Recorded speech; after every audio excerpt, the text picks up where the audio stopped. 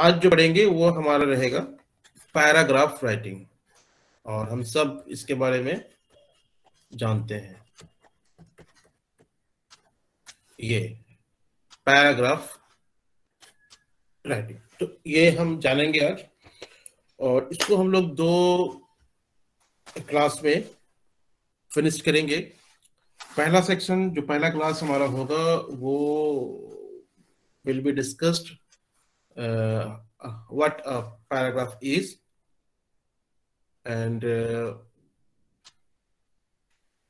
what things we should consider before writing a paragraph। तो इस पे हम बात करेंगे। इसमें जो है सबसे पहले हम देखें कि जो पैराग्राफ ऐसा नहीं है कि बिल्कुल एक नई चीज है आपके लिए। आप पहले से भी इसको जानते हैं कि पैराग्राफ होता क्या है, और एग्जाम्स में आते रहते हैं, 10th में 12th में अगर आपने इंग्लिश लिया होगा। और हर एक टेक्स्ट बुक जो आप जो रेफर करते हैं या आप रीड करते हैं, वो पैराग्राफ का ही मिलकर बना होता है। तो there are lots of paragraph in a single text, लेकिन हम कभी उस टेक्स्ट को as a piece of paragraph नहीं पढ़ते, बल्कि एक नैरेटिव या एसेज या स्टोरी, इस तरह से हम उसको लेते हैं। तो पैराग्राफ जो है, अगर हम सिंपल इसके डेफिनेशन पे जाएं, तो एक लाइन में हम इसकी डेफिनेशन दे सकते हैं। और आप जो है, जो एक एसएलएम है कम्युनिकेटिव इंग्लिश का, उसमें जाइएगा तो मेरा एक चैप्टर आपको वहाँ मिलेगा, राइटिंग स्किल्स पे, राइटिंग अ पैराग्राफ। तो मैं उसी चैप्टर को यहाँ पर सिंप्लीफाइड करने की कोशिश कर रहा हूँ, ताकि आप जब दोबारा वहाँ पे जाएं तो आपको अच्छे से समझ में आ जाए। तो वो ऑनलाइन अवेलेबल है, अगर नहीं मिलता है तो बताइएगा, वो आपको दे दिया जाएगा। तो पैराग्राफ को अगर हम एक सिंगल लाइन में, सेंटेंस में अगर हम बताएं, तो हमारा ये हो सकता है कि a paragraph is a section of a piece of writing covering one topic. तो पैराग्राफ क्या है कि paragraph is a section of a piece of writing, एक पीस ऑफ राइटिंग है जिसके अंदर एक सिंगल आइडियाज या समटाइम्स एक सिंगल टॉपिक को हम कवर करते हैं। बेसिकली अगर आप कोई ऐसे लिख रहे हैं, तो वहां पे what ever paragraph you make, each paragraph has a single idea. तो वो जो सिंगल आइडिया है जो कवर हो रहा है, उसको हम लोग पैराग्राफ कहते हैं। अब अगर हम इसको थोड़ा सा डीप में जाएं और देखें, इस डेफिनेशन को हम थोड़ा एनालाइज करें, और तो हम यहाँ देखेंगे कि लिखा है a paragraph is a section of a piece of writing covering one topic. अब ये जो हमारा वन टॉपिक जो बात कर रहा है, इसको हम थोड़ा, इस डेफिनेशन को हम देखते हैं। तो इसका जो पहला पार्ट है, ये कह रहा है कि अ पीस ऑफ राइटिंग। तो ऑफ कोर्स एक जो पैराग्राफ होता है, वो राइटिंग का ही एक जो बिग पार्ट होता है, उससे एक छोटा सा पार्ट होता है। तो एक पीस होता है जिसे हम कट ऑफ करते हैं, बाहर निकालते हैं, और वही पीस जब हम टुगेदर एक साथ जमा करते हैं, तो फिर हमारा एक ऐसे या कुछ और बनकर तैयार होता है। तो अगर आप जैसे कि मान लेते हैं कि आपको एपीजे अब्दुल कलाम पर एक ऐसे लिखना है, तो वो जो ऐसे होगा, वो कम से कम 5 पैराग्राफ तो हो उसमें, उससे ज्यादा आप जितना कर सकते हो कीजिए। लेकिन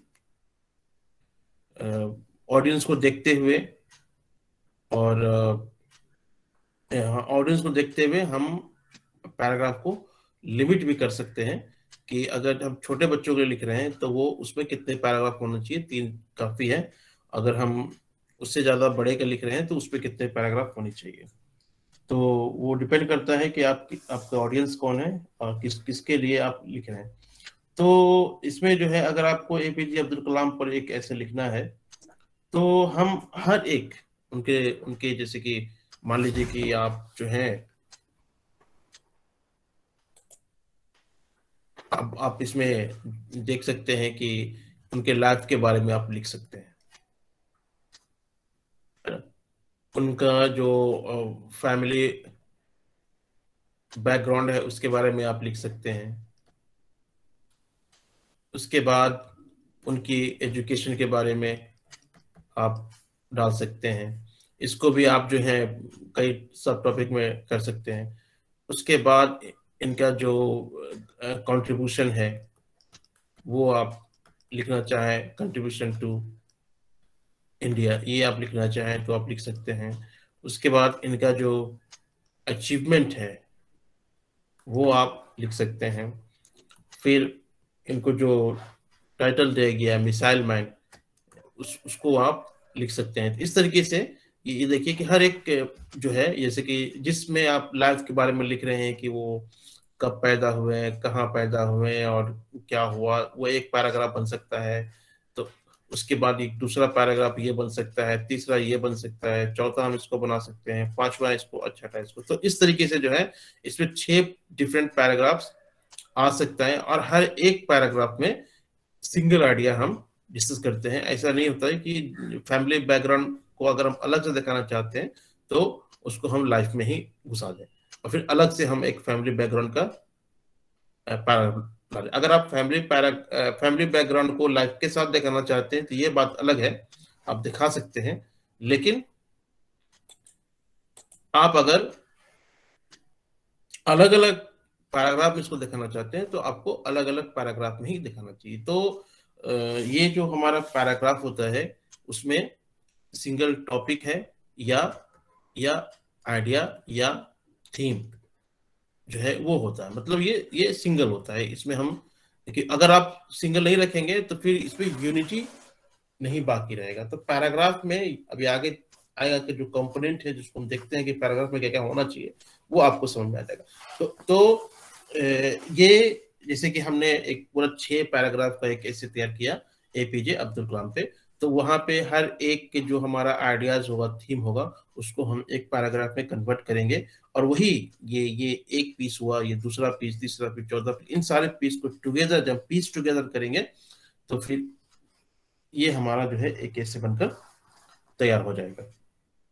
उसी तरह से इसमें आ गया आपका कि सर इसमें सब हेडिंग भी डालना पड़ेगा जी, सब हेडिंग भी डालना पड़ेगा जब जैसे एक पैराग्राफ। अब आगे देखिए, आगे आएगा, अभी आगे आएगा और क्या डालना चाहिए क्या नहीं डालना चाहिए दोनों क्लास में आपको क्लियर हो जाएगा। उसके बाद हम लोग सवाल कर लेंगे। तो एक तो हो गया कि ये पीस ऑफ राइटिंग है, उसके बाद कवरिंग वन टॉपिक। तो यहाँ पर हो गया कि ये सिंगल आइडिया को ये कवर करेगा। तो अगर हम इन पांचों को एक साथ एक पैराग्राफ में कर लेंगे तो हमारा वो एक पैराग्राफ, यानी कि पैराग्राफ राइटिंग जिसको हम लोग कहते हैं, वो हो जाएगा। मतलब 5 अलग अलग पैराग्राफ बनाया, वो हमारा ऐसे हो गया। लेकिन उन पांचों पैराग्राफ को अगर हम एक सिंगल पैराग्राफ में कर लें, एक सिंगल पैराग्राफ में, तो वो हमारा पैराग्राफ हो जाएगा। तो इनको हम अलग अलग पैराग्राफ में ना करके, अलग अलग पैराग्राफ में ना करके एक सिंगल पैराग्राफ। लेकिन जब हम पैराग्राफ लिखते हैं तो हम कोई एक टॉपिक लेके चलते हैं। अब यहाँ पर 5 अलग अलग टॉपिक है, तो वहां पे क्या है कि अगर हम एक एपीजे अब्दुल कलाम पर एक पैराग्राफ लिखना चाहते हैं तो या तो हम उनके पूरे लाइफ कवर करें, या हम उसमें उनकी एजुकेशन को दिखा दें, या उनका जो कंट्रीब्यूशन है इंडिया में वो दिखा दे, या उनका जो अचीवमेंट है ये, या फिर why we call APJ Abdul Kalam a missile man, ये हम दिखा दे। तो सिंगल टॉपिक को, ऐसा नहीं कि उसमें कई टॉपिक जो है आप घुसा दो। हाँ, दूसरा टॉपिक को रिलेट करते हुए सेम टॉपिक से आप कर सकते हैं, लेकिन पैराग्राफ में हमेशा सिंगल टॉपिक होता है, सिंगल आइडिया होता है, सिंगल थीम होता है, और उसी को दिखाने के लिए हम लोग पैराग्राफ लिखते हैं। एक ही पैराग्राफ पे हम सबको नहीं डालते। लेकिन अगर आप अलग अलग डालेंगे, अलग अलग पैराग्राफ बनाते हैं, तो आपका ऐसी हो जाएगा या कुछ और हो जाएगा। तो हमारा जो है यहाँ पे आपने देखा कि पैराग्राफ होता क्या है। अब जो है हम देखते हैं इसके पर्पस पे जाते हैं। इसका जो पर्पस है कि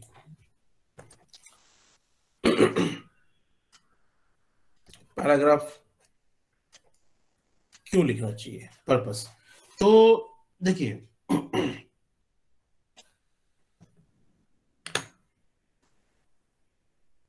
पैराग्राफ जो है कई पर्पस इसका हो सकता है, और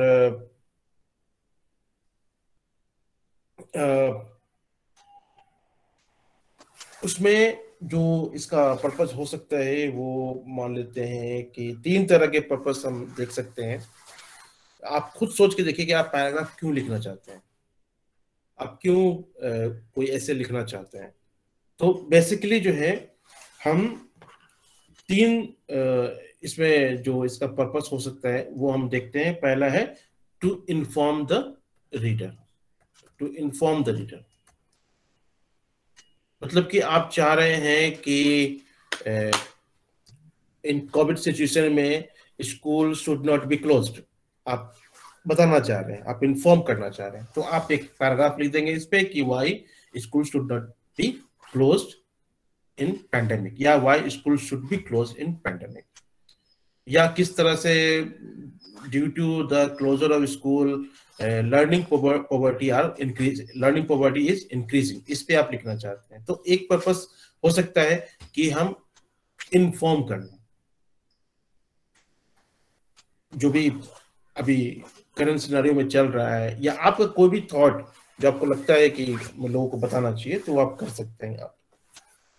उसके बाद टू परसुएड द रीडर, इसका तीसरा हो सकता है टू परसुएड द रीडर, है ना।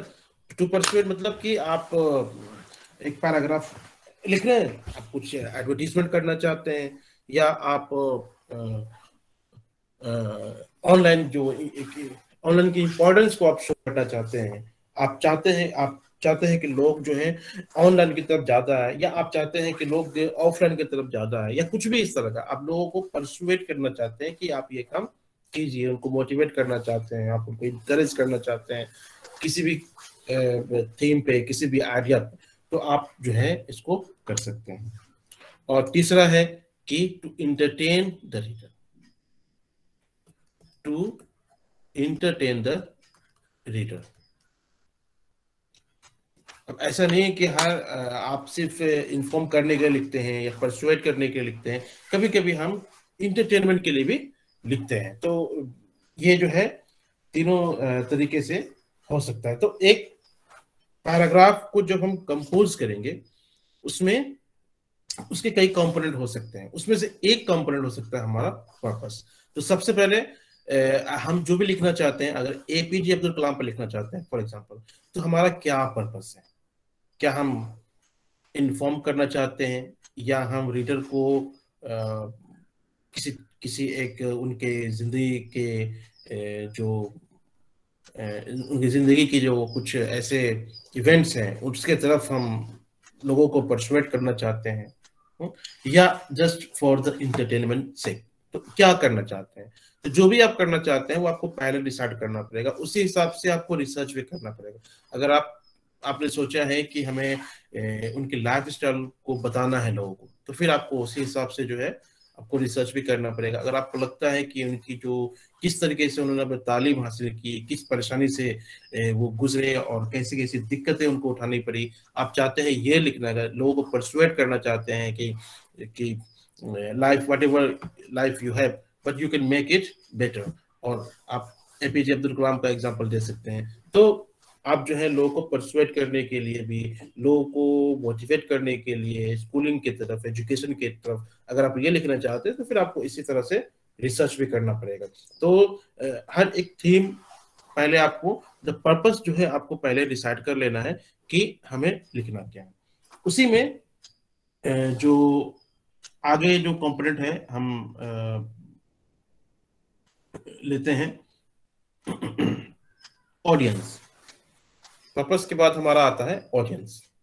तो ये जो हमारा ऑडियंस है ये इंपॉर्टेंट है, क्योंकि यहीं से आपको समझ में आप अपने राइटिंग को कंट्रोल करते हैं। फॉर एग्जाम्पल, आप एपीजे अब्दुल कलाम पर एक पैराग्राफ लिखना चाहते हैं और वो है 5th क्लास के लिए, एक लिखना चाहते हैं 10th क्लास के लिए, एक लिखना चाहते हैं कॉलेज ग्रेजुएट के लिए, एक लिखना चाहते हैं जो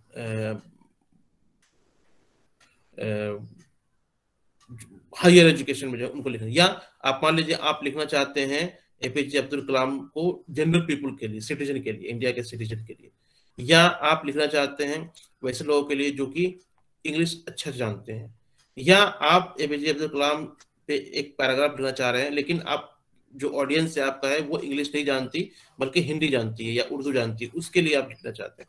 तो आपको पहले अपना ऑडियंस डिसाइड कर लेना है कि हमारा जो ऑडियंस है वो कौन होगा। तो जो एक अच्छा जो राइटर होता है वो अपने ऑडियंस को सबसे पहले जानता है, उसके बाद वो अपना जो पैराग्राफ है उसको कंपोज करता है। तो इसमें जो है पॉइंट ऑफ रेफरेंस भी होता है, जो कि पॉइंट ऑफ रेफरेंस का मतलब ये है कि हम जो पैराग्राफ लिख रहे हैं वो फर्स्ट पर्सन में लिख रहे हैं कि सेकंड पर्सन में लिख रहे हैं या थर्ड पर्सन में लिख रहे हैं।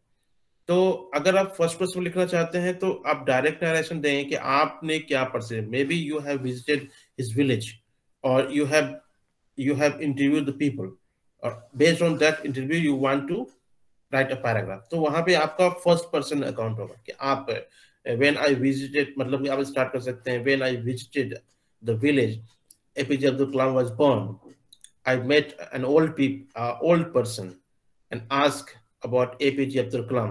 तो ये हर जगह आई आएगा। तो कहने का अपना एक पॉइंट ऑफ व्यू होता है कि आप कौन से पर्सन में उसको रिप्रेजेंट करना चाहते हैं। तो जो फर्स्ट पर्सन जब भी होता है वो आई या वी, और इससे रिलेटेड जो भी प्रोनाउन है उसका हम इस्तेमाल करते हैं। उसी तरीके से सेकंड पर्सन होता है, उसमें हम ज्यादातर ही, शी, सॉरी यू के बारे में जो है बात करते हैं कि सेकंड पर्सन को हम फोकस में रखते हैं। उसी तरह से थर्ड पर्सन में हम जो थर्ड पर्सन पर प्रोनाउन होता है उसको हम लोग फोकस में रखते हैं।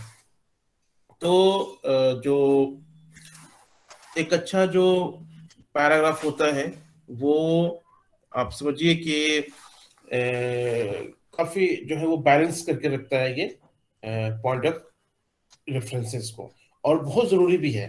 अगर आप ग्रामर में आपने पढ़ा होगा कि अगर आप पॉइंट ऑफ रेफरेंस में किसी तरह का एरर करते हैं तो जो सेंटेंस होता है वो काफी कंफ्यूजिंग हो जाता है। फॉर एग्जांपल आपको हम यहाँ पर दिखा रहे हैं, इसको आप देखिए। अब यहाँ पे हम जो कॉमन मिस्टेक करते हैं वो हम आपको यहाँ पे दिखा रहे हैं। जैसे ये देखिए, when a person goes shopping you should always look for save. ये यहाँ पर यू का हमने इस्तेमाल किया। One should carpool if you want to save on gas, you. Doctor wants people that you should watch what you eat, यहाँ पे हमने यू। तो ये जो प्रोनाउन का इस्तेमाल किया गया है वो कंफ्यूजिंग है। यहाँ पे एक्चुअल आना क्या चाहिए ये देखिए, इसमें देखिए करेक्टेड क्या है, ये है when a person goes shopping he should always look for sale. तो क्योंकि ये अगर कोई जा रहा है तो ये उसी के बारे में रेफरेंस देगा ये। तो ये जो है यहाँ पर थर्ड पर्सन है तो ये थर्ड पर्सन आ रहा है। यहाँ पे देखिए थर्ड पर्सन तो है लेकिन यहाँ पर हम सेकंड पर्सन दिखा रहे हैं। ये थर्ड है लेकिन हम यहाँ पर सेकंड रेफरेंस दे रहे हैं। ये थर्ड है तो हम यहाँ पर थर्ड का रेफरेंस दे रहे हैं। उसी तरह से one should carpool if one wants to save. अब ये वन है तो देखिए इसके जगह पे ये वन आया है, वन के लिए हम वन का ही इस्तेमाल करते हैं ये। उसी तरह से डॉक्टर्स, तो यहाँ दे आ गया है, यहाँ पर डॉक्टर्स है, ये थर्ड पर्सन सिंगुलर है और हमने यहाँ पर सेकंड पर्सन दिखाया है जो कि गलत है। तो third person should come should link with third person plural number should link with या should come with third person plural।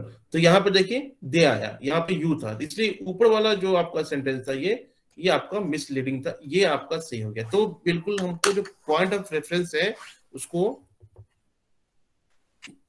रखना है, इसमें दिमाग में रखना है, तभी हम एक अच्छा पैराग्राफ लिख पाएंगे। उसी तरीके से एक और है कि हम अपने पैराग्राफ को फॉर्मल रखना चाहते हैं कि इनफॉर्मल रखना चाहते हैं। अभी हम एक एग्जांपल आपको दे के बताते हैं कि कैसे जो है आप अपने जो एक फॉर्मल और इनफॉर्मल सेंटेंसेस होता है वो हम तैयार करते हैं, और उसी हिसाब से हमारा जो पैराग्राफ है वो भी तैयार होना चाहिए। फॉर्मल और इनफॉर्मल में हम बात करते हैं, तो आप देखिए यहाँ पे, देखिए यहाँ पे एक सेंटेंस है जो फॉर्मल सेंटेंस है, if you have any questions please do not hesitate to call. उसी का जो एक इनफॉर्मल हो सकता है, it would be cool if you give me if would be cool if you ask me any question. तो यहाँ पे जो है अलग अलग एक, जैसे जो फॉर्मल स्टाइल होता है वो हम एक मैनर को फॉलो करते हैं, और हर एक जो स्पेस होता है उसका एक मैनर होता है। उसी में हम, जैसे कि अगर आपको अपने टीचर को एड्रेस करना है तो आप कौन सा लैंग्वेज इस्तेमाल करेंगे, वहीं अपने आप को, आप फ्रेंड्स को अगर आप एड्रेस करना चाहते हैं तो वहां पे आप किस तरह का लैंग्वेज इस्तेमाल करेंगे। तो जो हम टीचर से बात करेंगे, जो लैंग्वेज इस्तेमाल करेंगे वो हमारा फॉर्मल हो जाएगा, जो हम फ्रेंड्स में बात करते हैं वो हमारा इनफॉर्मल हो जाएगा। उसी तरह से हम जो पेरेंट्स से जिससे लेटर अगर हम लिखना चाहते हैं, पेरेंट्स को एक लेटर लिखना चाहते हैं, तो वहां जो लैंग्वेज होगी वो बिल्कुल इस तरह की नहीं, it would be cool if you give me 100 rupees. तो ये इस तरह का लैंग्वेज हम अपने पेरेंट्स को या टीचर को जब हम लिखते हैं तो इस्तेमाल नहीं कर सकते। तो उसको जो लिखने का एक फॉर्मल तरीका होता है। तो उसी तरह से एक दूसरा एग्जांपल देखिए, यहाँ पे है I have pleasure in announcing that. यहीं पे जो इनफॉर्मल ये कह रहे हैं कि I am happy to say that. तो ये जो है आपका ऊपर वाला फॉर्मल है, नीचे वाला इनफॉर्मल है। तो उसी तरीके से हम इसमें क्लैरिटी भी देखते हैं। जो भी पैराग्राफ है, क्लैरिटी का मतलब ये होता है कि कितना बेहतर ढंग से आप अपने रीडर को अपने आइडियाज को कन्वे कर सकते हैं। उसके लिए क्या है कि आपको जो वर्ड सिलेक्शन होता है वो काफी केयरफुल होकर आपको करना पड़ता है। आपके हर पॉइंट्स को बिल्कुल क्लियरली आपको रखना पड़ता है। सेंटेंस ऐसा ना हो कि वैग हो जाए, इनडायरेक्ट हो जाए, अनक्लियर हो जाए। इस पे जो है आपको फोकस करना पड़ता है कि हर एक पॉइंट या हर एक थीम, आइडिया, सेंटेंस बिल्कुल क्लियरली कंस्ट्रक्टेड हो। फॉर एग्जाम्पल, अगर आप कहते हैं, एक हम लिख के आपको बता रहे हैं, अगर आप कहते हैं it makes us pleasure, it makes us pleasure, तो ये सेंटेंस जो है वेग है। उसी तरह से अगर हम लिखते हैं इट गिव्स अस प्लेजर,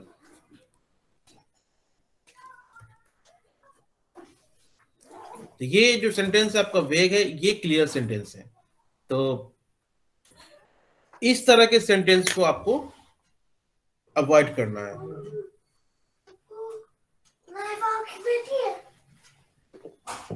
और आप कैसे कर सकते हैं? दो तरीका है।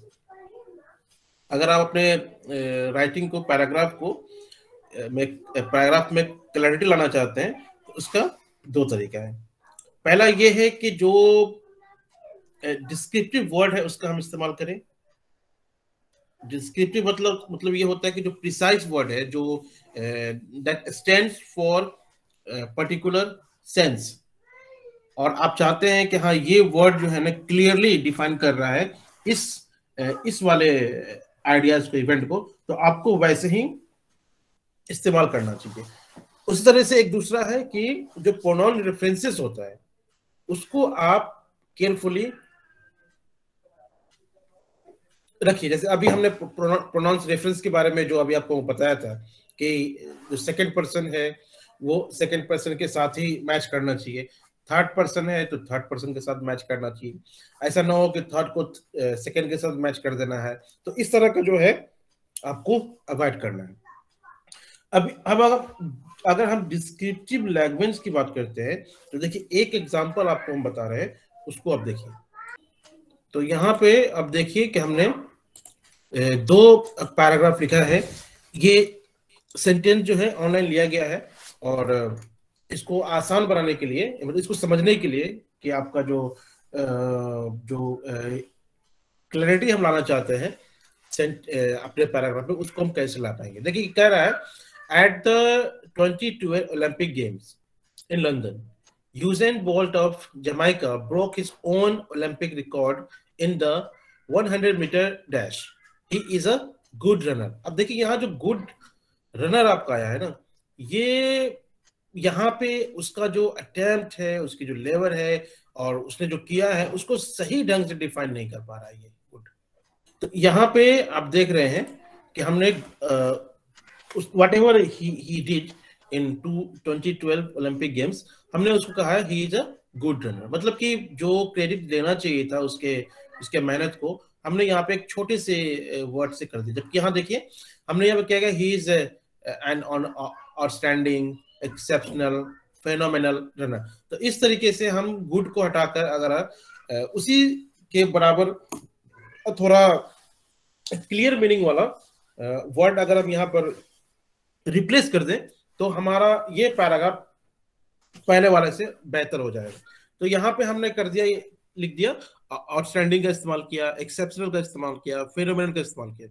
तो बिल्कुल जो है आप क्लियर और डिस्क्रिप्टिव लैंग्वेज का इस्तेमाल करके आप अपने राइटिंग में क्लैरिटी ला सकते हैं। इससे क्या होगा कि रीडर जो है बिल्कुल समझ पाएंगे कि जो सेंटेंस में जो आइडियाज दिया जा रहा है वाकई वो उसको जस्टिफाई कर रहा है। तो वैग और अनक्लियर वर्ड को बिल्कुल ही इस्तेमाल नहीं करना है, इसका हमें जो है दिमाग में रखना है।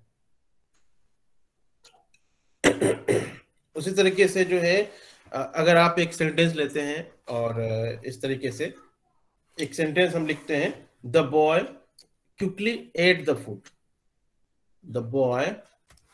अब हम इसको और क्लियर बना सकते हैं, मतलब कि ये यहाँ पर इतना क्लियर नहीं है कि ये आखिरी सेंटेंस कहना क्या चाह रहा है, वो क्यों जो फूड है उसको तेजी से खाया, तो यहाँ पर क्लियर नहीं है। तो इसको क्लियर हम कर सकते हैं। इसके लिए क्या है कि आप कुछ डिस्क्रिप्टिव वर्ड का इस्तेमाल कीजिए। जैसे कि मान लीजिए एक सेंटेंस हम लिख रहे हैं कि द बॉय क्विकली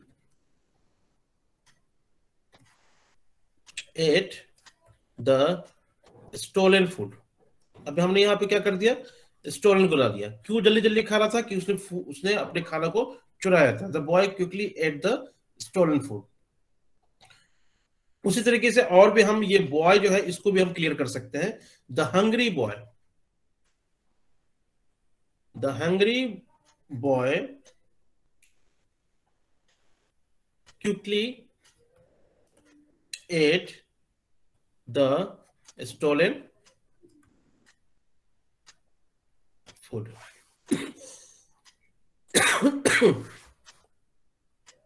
फूड, तो यह देखिए ये और क्लियर हो गया है ना। उसी तरीके से हम और भी इसको क्लियर कर सकते हैं, the tired and hungry boy ate the stolen food, ate the stale food from the junk.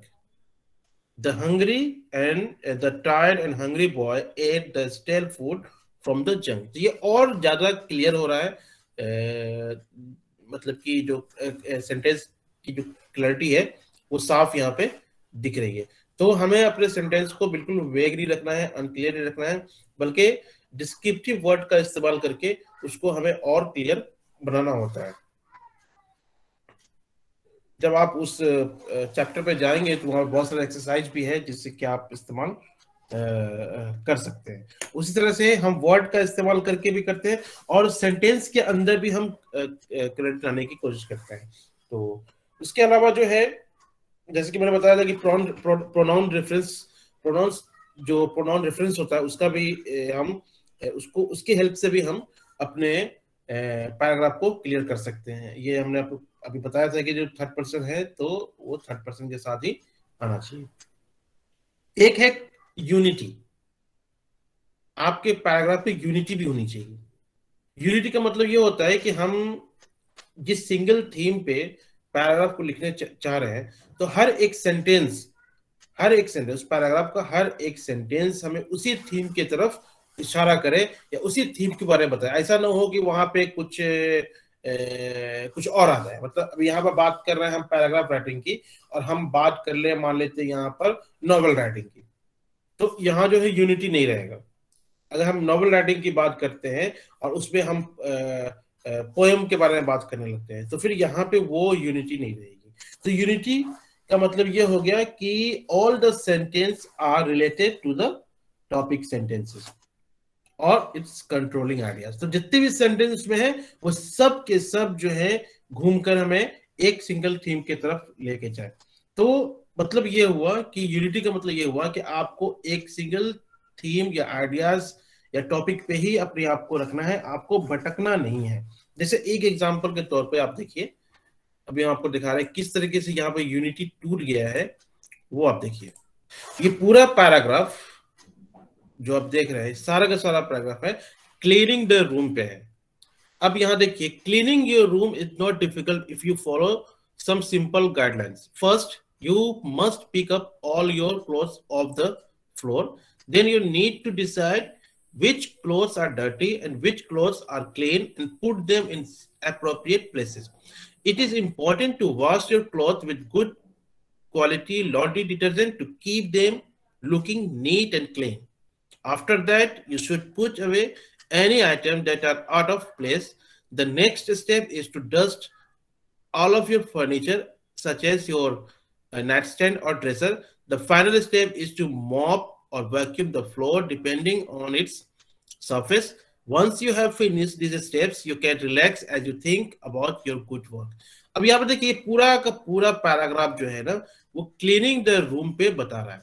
लेकिन आप देखिए ये वाला पैराग्राफ, इट इज इंपॉर्टेंट, ये वाला, it is important to wash your clothes with good detergent, good quality laundry detergent to keep them looking neat and clean. ये जो paragraph है ये वॉशिंग द क्लॉथ पे बात कर रहा है, वॉशिंग द क्लॉथ। तो ये हम नहीं चाह रहे। हम रूम, ये जो हमारा पैराग्राफ है वो रूम को क्लीन करने पे है, ना कि कपड़े को धोने पे है। तो ये जो पैराग्राफ यहाँ पे आया है वो यहाँ पे स्टैंड नहीं कर रहा है, यहाँ पे इनएप्रोप्रिएट है। तो ऐसे सेंटेंसेस जो कि जिसका ताल्लुक इस पैराग्राफ से नहीं है उसे हमें निकाल फेंकना होगा। तो पैराग्राफ में यूनिटी जो है वो बहुत अहम है। इस पैराग्राफ के अलावा सारे पैराग्राफ जो है एक ही तरफ इशारा कर रहे हैं कि हम जो पैराग्राफ लिख रहे हैं वो किस पे लिख रहे हैं। तो यूनिटी जो है वो आया। अब देखिए एक जो आगे का जो इंपॉर्टेंट पॉइंट है वो है कोहेरेंस। कोहेरेंस भी बहुत अहम है, हमें जो है उसका भी अपने पैराग्राफ में रखना है ध्यान। कोहेरेंस का मतलब ये हो गया कि जो भी आइडियाज आप उसमें रखना चाहते हैं वो एक वे में ऑर्गेनाइज करें, उसमें एक फ्लो हो, एक स्मूथनेस हो और एक ऑर्डर को फॉलो करें। ऑर्डर को फॉलो करने का मतलब ये हो गया कि अगर आप एपीजे अब्दुल कलाम पे कोई पैराग्राफ लिखना चाहते हैं तो ऐसा उसमें ऐसा ना हो कि आपने पहले उनके लाइफ के बारे में बताया, बर्थ प्लेस के बारे में बताया, फिर वो क्यों मिसाइल मैन है उसको बता दिया, फिर आप जो है उनके एजुकेशन को बताया, फिर आप जो है उनके मम्मी पापा के बारे में बताया। तो इसमें क्या है कि जो कोहेरेंस नहीं है, एक लॉजिकल ऑर्डर नहीं है। तो आपको डिसाइड करना पड़ेगा कि वो लॉजिकल ऑर्डर जो है वो बहुत अहम है, वो आपको डिसाइड करना पड़ेगा। तो अभी जो हमने पैराग्राफ लिया था उसी में आप देखिए इसको, अगर आप इसको जो है कोहेरेंस लाने के लिए आप तीन तरीके का इस्तेमाल कर सकते हैं। पहला ये है कि आप उसको एक लॉजिकल ऑर्डर दीजिए, जैसे मैंने अभी बताया। दूसरा ये है कि कुछ रिपीटिशन ऑफ कीवर्ड्स होते हैं, कीवर्ड जो उसको आप रिपीटिशन में रखिए, और ट्रांजिशन वर्ड जो है और फ्रेज का इस्तेमाल कीजिए। ट्रांजिशन वर्ड और फ्रेज का मतलब ये हो गया कि जैसे आप सेंटेंस एंड करते हैं और दूसरा सेंटेंस शुरू करते हैं तो उसके बीच में एक कनेक्शन होता है। कैसे, ये देखें यहाँ पर, ये देखें, cleaning your room is not difficult. आप यहां से जो है इस पूरे पैराग्राफ से आप सपोज कीजिए हम यहाँ हटा रहे हैं, देखिए क्या क्या हटा रहे हैं। फर्स्ट इसको हटा दिया, उसके बाद देन इसको हटा दिया, आफ्टर दैट ये हटा दिया, वंस हटा दिया। तो अगर हम अब इसको हम पढ़ते हैं ये वाला पैराग्राफ को, तो ये आगे आने वाला सेंटेंस पीछे वाले सेंटेंस से कनेक्टेड नहीं लग रहा है। मतलब cleaning your room is not difficult if you follow some simple guidelines. You must pick up all of your clothes off the floor. You need to decide which clothes are dirty and which clothes are clean and put them in appropriate places. तो ये जो देख रहे हैं ना, यहाँ से जो ट्रांजिशन वर्ड था बीच में उसको निकाल दिया गया है। तो ट्रांजिशन वर्ड बहुत इंपॉर्टेंट होता है, उसको भी जहां जहां जरूरत होता है हम उसको हम डालते हैं। तो फिर पैराग्राफ में जो हर एक सेंटेंस जो हम इसमें लिखते हैं वो एक लॉजिकल ऑर्डर में होना चाहिए, मीनिंग के एतबार से या थीम के एतबार से जो है वो एक लॉजिकल ऑर्डर में भी होना चाहिए। तो बहुत सारे ट्रांजिशन वर्ड आपको ऑनलाइन मिल जाएंगे, उसमें आप उसको आप सर्च कर सकते हैं। तो ये हमारा जो है विद इन द पैराग्राफ जो होना चाहिए उसके बारे में अभी हमने आपको बताया है। और कल एक क्लास में हम जो उसका आउटर स्ट्रक्चर होगा, कैसे हम उसको स्ट्रक्चर करेंगे, उसके बारे में हम आपको आने वाले क्लास में वो बताएंगे। और ये हमारा जो है खत्म हो जाएगा। मीनवाइल आप जो है उस जो सेक्शन है एसएलएम का, उसको आप देखिए, उसमें कई प्रैक्टिसेस भी दिया हुआ है, उसको आप बनाइए। उसमें अगर कोई दिक्कत आता है तो हमसे आप उस पर बात कीजिए। तो आज का लेसन हम यहीं पे खत्म करते हैं।